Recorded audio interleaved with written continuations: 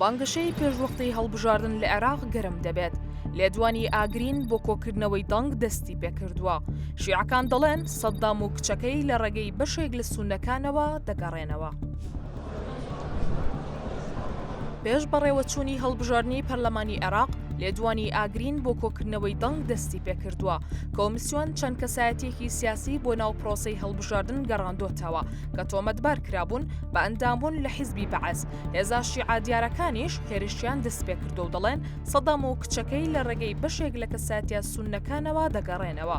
گەرمبوونی لێدوانە دژەکان لە کاتێکدایە کە لە ناو ماڵی شیعەکاندا ناکۆچێکی قوڵ لەسەر شێوازی بەڕێوەبردنی هەڵبژاردنەکان پرسان ناوچەی و چارەنووسی حەشدی شەعبی دروست بووە.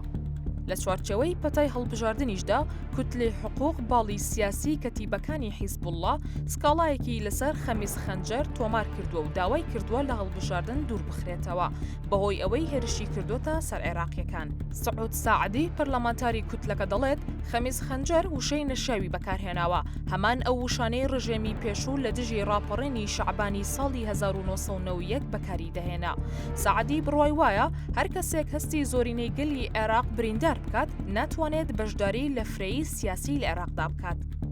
لە 16 مانگی ڕابردوودا دەستەی لێپرسینەوە و دادپەروەری بە فەرمی دوورخستنەوەی خەمیس خەنجەری لە هەڵبژاردنی پەرلەمان ڕاگەیاند بەوەی ئەندامێتی پێشووی لە حیزبی بەعەز کە بەپێی یاسا ڕێگری لێ دەکات لە دامەزراندنی پارتی سیاسی و بەشداریکردن لە هەڵبژاردندا. بەڵام هێشتا کۆمیسیۆنی سەربخۆی باڵای هەڵبژاردنەکان بڕیاری قەدەغەکردنی ئەو کەسایەتیە سوننەی لە هەڵبژاردنی پەرلەمان نەداوە. لە ئێستاشدا دەرفەتەکانی بەردەمی بۆ بەشداریکردن لە هەڵبژاردنەکەدا کراوەیە. هێزە شیعەکان هۆشداریان داوە لەوەی بەشێک لە کەسایەتیە سوننەکان لە بانگەشەکانیان بۆ هەڵبژاردنی پەرلەمان لێدوانی تایەفی دەدەن. لێدوانەکانیشان بە بۆمبی چێندرا و ناوبردووە.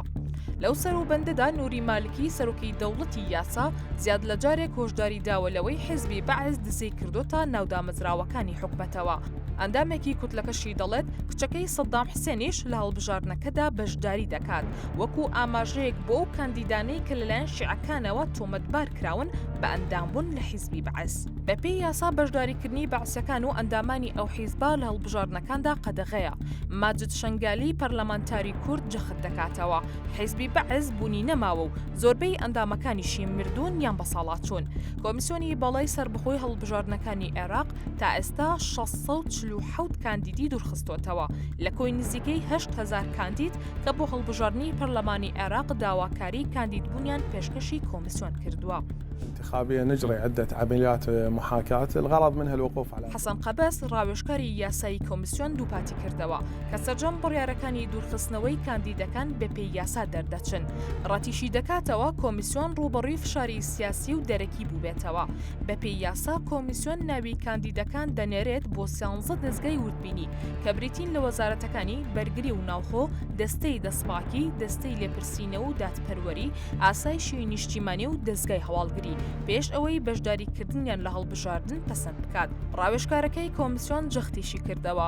کۆمیسیۆن هەر کاندیدێک دەگەڕێنێتەوە ئەگەر فەرمانی دادگا دەربکرێت بۆ گەڕاندنەوەیان لە کاتێکدا ئەگەر لایەنە پەیوەندیدارەکان ڕەوایەتیەکەی بسەلمێنن.